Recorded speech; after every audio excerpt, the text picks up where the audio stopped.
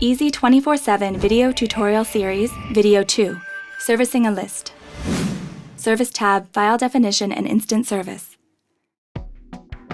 Hello, my name is Emily. I will be showing you how to use Easy 24/7 to USPS CAS Validate and NCOA Move Update an Address List. Start Easy 24/7 by double-clicking the icon on the desktop. Alternately, you can run Easy 24/7 from the Start button, All Programs, AES, and click Easy 24/7. There are two help buttons for context-sensitive tutorial help and hint messages. The Windows Standard F1 will open a context-sensitive help file telling you what you can do from the current tab. F2, or the question mark icon, provides a short hint message if you are unsure what to do next.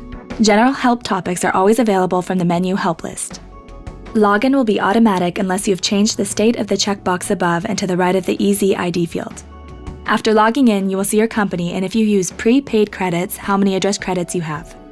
We are servicing an address list, so click the Service tab to begin.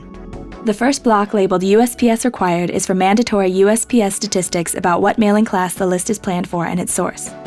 Default values are fine, so we will skip over these, going directly to the address list service block. The block has a title indicating which of 4 steps you are currently on and how many credits you have. Clicking on F2 or the question mark icon will provide a clear hint message explaining the current step. Step 1 is checking the options you need. Finish by clicking Confirm. The block's title now shows we are on Step 2. Click the number 2 checkbox to select your list. An Explorer will open, allowing you to find your raw address list. The list must be either fixed field or CSV format. CSV means a file with fields delimited by commas. Since the tab character is so common for delimited files, Easy 24/7 supports both tab and comma delimiters, detecting which one is used automatically. F1 opens tutorial help for this screen. Looking down to Step 2, we'll find a link for a formal explanation of CSV. Since familiarity with CSV format is not required, we'll leave it there for the curious.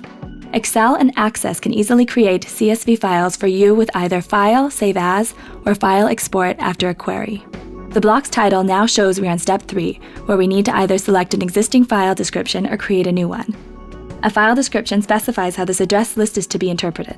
When creating a file description, consider using a meaningful name so that you can reuse it.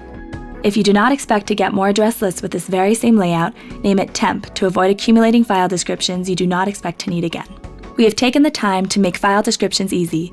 Since this is our first serviced address list, there won't be any saved file descriptions, so we will pick New File Description from the drop-down list box to the left of 3. A screen titled Create Delimited Field File Description opens, showing address list columns on the left and usage or how columns were assigned on the right. Assigned address list columns display the red check icon. Unassigned columns will show one of the icons seen in the legend in the lower left. These icons let you know what heuristically Easy 24/7 considers the column to be: address, name, key, or no idea. All of the columns have been assigned except the one marked Always Empty, which tells us the column is blank in every instance. It is the icon telling us no idea because there is nothing to base a usage assignment on, because it is always empty. We encourage everyone to have a document explaining the address file layout. Our address list layout says that column 3 is for Puerto Rico urbanization. We know there are no Puerto Rican addresses in this particular list. That explains why column 3 is always empty. If I expect to have lists of this file format with Puerto Rican addresses, it will be important to assign column 3 now based on what I know from the document, and not from the empty data field. A click on column 3 opens a child window titled How is this column used? This window will usually have the address type radio button selected for you based on typing fields while analyzing the entire file. Since there was no data, the radio button None of the Above is on. Note the large white rectangle. If there were data values, you would see the field's contents. Below that rectangle, you see statistics including type, question mark, density 0, and data characteristics like alphanumeric, and numbers of tokens or words per field. Again, it is all blank since there is no data. Let's assign this as a delivery line, which is what Puerto Rican urbanization data is. To do that, we click the radio button Delivery Line and hit Accept. Say yes to the warning saying it does not look like delivery data. Names are important non-address data because names are necessary for national change of address move update lookups. Names come in 2 forms, either full name meaning the entire name is in the field, or name element meaning only part of the name is in the field, elements being prefix, first, middle, last, and suffix. To see how this works, right-click the name field to unassign the address list column. Notice the icon for the field becomes the face icon representing names. Now click the unassigned name field and notice the window titled How is this column used, with the full name radio button turned on automatically. Even though that is correct, let's click Name Element, causing a drop-down list box to appear with 5 possible name elements mentioned: prefix, first, middle, last, and suffix. This allows you to work with address lists with up to 5 name elements. 2 important things before we continue.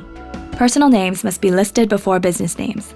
That is the standard for addressing, but it is also the standard for NCOA move update. If there are 2 names, the second name is checked for a firm move. The first name is checked for a personal move. Having these out of order would reduce the number of NCO matches. Just remember that the definition assumes the standard: personal name first, business name second. That leads us to the last item to discuss: how to switch the assigned column order of names, delivery lines, or last line elements. Since it works the same for all of them, let's use delivery lines for the demonstration. Shift to double-click on the assigned element makes it change position. Let's try it now. Once satisfied with the column usage, review how addresses will be interpreted by using the sidebar in the lower right block labeled List Review. Drag the bar to the right and then left to see your addresses displayed as they will appear on the envelope or label. Before you can save this definition, you are required to test it by clicking the second command button at the top of the window. This USPS CAS test verifies 100 random addresses. If test results are less than 85%, Easy247 requires your approval.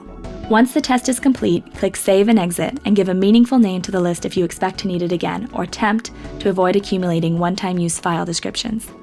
We are naming this description DF_promo for delimited field promo address definition.